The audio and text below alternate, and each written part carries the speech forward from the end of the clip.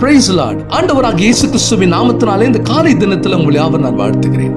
பிரியமானவர்களை, இன்றைக்கு நாம் பார்க்க போகிற எக்கால சத்தியத்தின் வார்த்தை என்னவென்றால், சங்கீதங்களின் புத்தகம் 22ஆம் அதிகாரம் 6-8 வசனங்கள் வரை. நானும் ஒரு புழு, மனுஷன் அல்ல, மனுஷரால் நிந்திக்கப்பட்டும் ஜனங்களால் அவமதிக்கப்பட்டும் இருக்கிறேன்.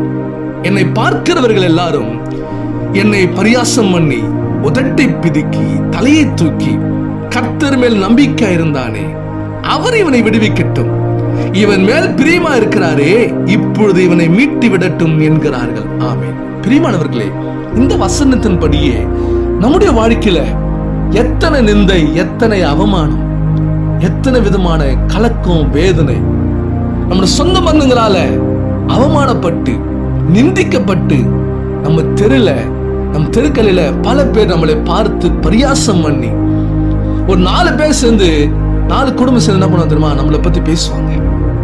தெரியும் நம்மளை பத்தி தான் பேசுறாங்க தெரியும். ஆனா அவையெல்லாம் நாம் பார்த்து விட்டு நாம் என்ன பண்ண தெரியுமா? வேதனையா இருக்கும், கஷ்டமா இருக்கும். ஆனா அவர்கள் மத்தியில நம்ம எவ்வளவுக்குள்ள நம்ம பொறுமையா நம்ம கடந்து போகிறோமோ, கர்த்தர் நம்மளை உயர்த்துவார். பிரியமானவர்களே, இன்றைக்கு இந்த யாரெல்லாம் இந்த வார்த்தை கேட்டுக்கொண்டிருக்கீங்களோ, நம்மளை பார்க்கிறவர்கள் எல்லாரும் பரியாசம் பண்ணுவாங்க, கேவலமா பேசுவாங்க, மற்றவங்கிட்ட சொல்லுவாங்க, நம்மளை பத்தி மற்றவங்கிட்ட தூற்றுவாங்க. ஆனால் அவைகளை காதுல எதுவுமே வாங்கிக்காதீங்க. நம்மளை பார்க்கிறவர் கர்த்தர் ஒருவரே. தாவீதுக்கு விரோதமா ஒரு மனுஷன் எழும்பினான்.